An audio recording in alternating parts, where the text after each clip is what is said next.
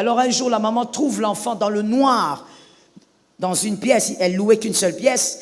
Elle trouve l'enfant en train de pleurer, mais avec amertume.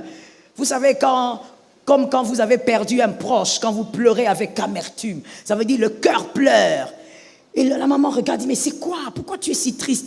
Tellement qu'elle a grandi qu'avec son fils. Elle dit, mais qu'est-ce qu'il y a? Dis-moi, c'est quoi? L'enfant n'arrivait pas à parler. L'enfant commençait maintenant à pousser des cris. La maman me dit, mais c'est pas possible. Qui t'a fait quoi? Ne me fais pas ça, je veux me mettre aussi à pleurer. Et finalement, l'enfant regarde sa mère, il dit, amène-moi chez le pasteur Joël. J'ai des choses à lui dire. La maman qui regarde, il dit, ah bon? Tu as des choses à lui dire? Il dit, oui. Demain, je ne vais pas à l'école, tu m'amènes chez le pasteur. Il dit, d'accord, on va partir. La maman amène le garçon. Le garçon me dit, je dois vous parler. Généralement, quand je parle avec les enfants, je sors les parents. Et je demande au garçon, qu'est-ce qu'il y a? Moi, je croyais que c'était peut-être les soucis, les études. Et puis, tu vois, il n'a pas connu son père. Peut-être que c'était tout ça. Et l'enfant qui me dit, pasteur, je veux recevoir Jésus. J'ai dit, mais gloire à Dieu. Mais pour ça, on ne pleure pas. Parce que c'est gratuit. Il te suffit juste de parler et de croire. Et puis, il me regarde, il me dit, maman, c'est plus que ça. Je suis sorcier. Je dis, tu es quoi? Parce qu'il faut d'abord bien vérifier si on a bien entendu. Je suis sorcier. Je dis, toi, tu es sorcier. Toi, un joli petit garçon comme ça, tu es sorcier. Il dit, je suis sorcier. On m'a donné cette sorcellerie dans un songe. J'ai vu mon arrière-grand-mère. J'ai dit, ton arrière-grand-mère? Est-ce que toi, tu connais ton arrière-grand-mère? Déjà, ton papa, tu ne connais pas. Et puis, il me dit, non, cette femme m'a dit qu'elle était mon arrière-grand-mère. Et elle m'a donné quelque chose. Et depuis ce jour-là, je sors, je fais des choses. Alors, il me dit, ce qui m'amène à la repentance, c'est qu'on m'a demandé de détruire maman. Et j'avais déjà commencé. Telle maladie qu'elle a au niveau des jambes, c'est moi. Telle chose, c'est moi. Mais en dehors de ça, dans la famille maternelle, parce que c'est la famille qu'il connaissait, j'ai déjà aussi donné beaucoup de gens. Mais maintenant, on veut que je puisse donner la cécité à maman, que maman devienne aveugle, je ne saurais pas. Et les douleurs ont déjà commencé au niveau de ses yeux. Elle ne voit pas bien. C'est moi. Mais je ne saurais pas détruire ses yeux. Je ne pourrais pas. Maman est toute ma vie. Je regarde l'enfant. Est-ce que tu as déjà vu quelqu'un parler dans ton bureau? Toi-même, tu commences à pleurer. Les garçons te regardent, ils disent, maman. Au lieu de commencer à prier pour lui, tu commences d'abord. Oh Seigneur. Oh Jésus. Tu regardes, tu te dis, mais pourquoi le diable peut être si mauvais? Le diable est tellement mauvais qu'il ne faut pas avoir pitié de ses œuvres. Lorsque tu détectes les œuvres du diable, envoie le feu. Lorsque tu détectes qu'il est passé à gauche, toi, va à droite. D'ailleurs, avant même d'aller à droite, tu le suis d'abord et tu envoies le feu là-bas. Est-ce que quelqu'un m'entend bien? Parce qu'avec lui, il ne faut jamais le laisser aller. Mon frère, tu le vois aller, même s'il est en train d'aller seul calmement, tu le suis, tu le localises, tu envoies le feu. Tu termines avec. Imagine-toi si ces garçons, il n'y avait pas le mystère de la compassion. Parce que moi, je veux te dire, moi, j'ai compris que ce n'était pas tout ça. L'amour de Dieu dépasse tout. Jésus a eu pitié de cette femme-là. J'ai envie de dire à une femme ici, écoutez, madame, que vos genoux soient à terre et aimez Jésus. Lorsque Jésus vous gracie, il va vous gracier dans des dimensions que vous n'allez même pas imaginer. Attachez-vous à Jésus, monsieur. Il va te délivrer du mal, tu ne sauras même pas comment. Et tu iras quelque part, on va t'empoisonner, tu ne verras pas. Mais quand toi tu arriveras, le verre là va se casser. Parce que le Dieu de la compassion, il est là. Le Dieu qui fait grâce. J'ai regardé le garçon, j'ai dit, oh Jésus a eu pitié de cette femme. J'ai dit, bon, je vais prier pour toi. On va commencer un processus de délivrance. Il m'a demandé, pasteur, vous allez parler à maman? J'ai dit, qu'est-ce que tu veux? Tu as 14 ans comme ça. J'ai dit, tu as déjà 14 ans, tu es un grand garçon. Parce que là, tu vas recevoir Jésus. Le salut est individuel. Si tu es capable de recevoir Jésus, c'est que tu es capable de me dire ce que tu veux. Si tu me dis, je ne parle pas à maman, je ne parlerai pas à maman. Mais dis, pasteur, gardez ça pour vous. Ça va briser maman. J'ai dit, il n'y a pas de problème. Ce qui compte, c'est que Jésus va te délivrer. C'est ta main, descend dans ta maison.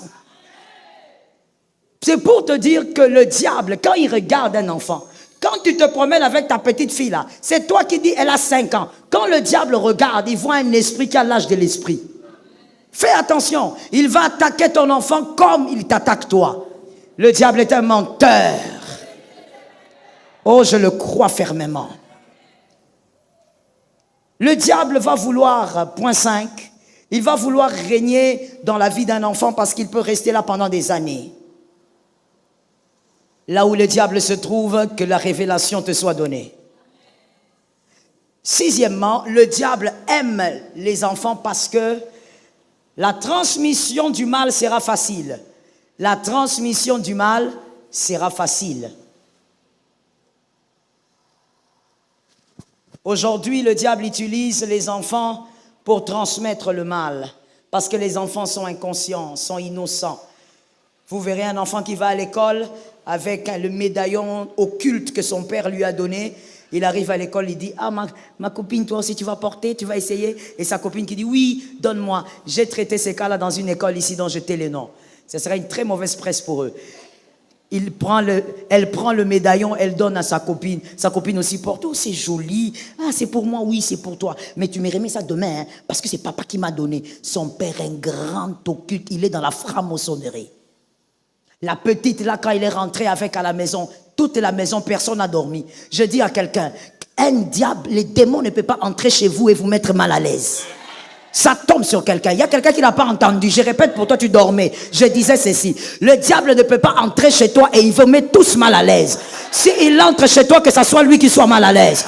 Qu'il sorte avec autorité au nom d'eux. Qu'il ne reste pas là. Il a mis toute la maison mal à l'aise. Je vous dis, le papa là, le diable est mauvais. Hein? La petite fille là, elle dort avec le médaillon de sa copine. Vous connaissez l'amitié des enfants, non? Elle dort, ma meilleure amie. Non, j'ai entendu un autre terme. Ma bestie. Vous voyez que j'ai des enfants. Ma bestie. Sa bestie. Elle prend le médaillon, elle dort avec. Pendant que l'enfant innocent dort, les papas dans la maison, les hommes qui n'aiment pas la prière, je n'ai jamais compris pourquoi. Hein? Les hommes qui n'aiment pas, frère, il faut aimer la prière. Frère, aime la prière. Le papa a été le premier frappé. Il est allé aux toilettes même 100 fois. Depuis qu'il a commencé, comme si c'était une punition. Comment le diable est mauvais comme ça? Donc lui, la punition qu'on lui a donnée seulement, va aux toilettes. Il a commencé à se réveiller tout.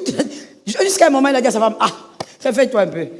Pourquoi tu dors comme ça? Oh, je dors parce que je dors. Mais tu ne vois pas que moi je vais aux toilettes. Ah, mais papa, va aux toilettes. Le monsieur a senti que quelque chose n'allait pas. Madame dort un peu, elle aussi, elle sursaute un cauchemar. La maison est en feu parce que le médaillon est dans la maison. La franc-maçonnerie est entrée dans la maison. Je dis à quelqu'un, il est écrit, toute arme forgée contre toi sera nulle et sans aucun effet. Même si on envoie ça dans la nourriture, nul et sans effet. Dans un vêtement, nul et sans effet. Dans un stylo, nul. Même dans les tissages, nul. On ne peut pas t'avoir. J'étais en train de dire à quelqu'un, on ne t'aura pas. Cette année, on ne t'aura pas. L'année prochaine, on ne t'aura pas. Au travail, on ne t'aura pas. À l'école, on ne peut pas t'avoir. Même à l'église, on ne t'aura pas. On ne peut pas te toucher. Parce que l'onction de Dieu couvre ta vie, couvre ta maison. Tu es un homme de prière. Quand tu sors de chez toi, tu dis, Seigneur, voici je sors maintenant. Que sois avec moi. Que ton onction marche avec moi. Est-ce que quelqu'un m'entend bien? J'ai envie de dire à quelqu'un, donne à ton ange du travail. Dis ça à 3 personnes. Dis à quelqu'un, donne à ton ange du travail. Il faut lui donner du travail. Toi, tu es là comme ça, ton ange il ne travaille pas. Tout ce qu'il fait, c'est être à côté de toi. Il chôme. Donne à ton ange du travail. Quand tu te réveilles le matin, tu dis, Seigneur, précède-moi. L'ange te précède directement. Il t'attend là-bas. Avant que toi, tu arrives, il est déjà là. Tu comprends pas que tout le monde est gentil avec toi. L'ange a préparé les terrains. Les gens veulent t'accueillir dans Risa. Je prophétise au nom de Jésus. Dans ce bureau, on va t'accueillir. Dans ce bureau, on va te recevoir. Dans ce bureau, tu signeras le contrat. Assieds-toi avec.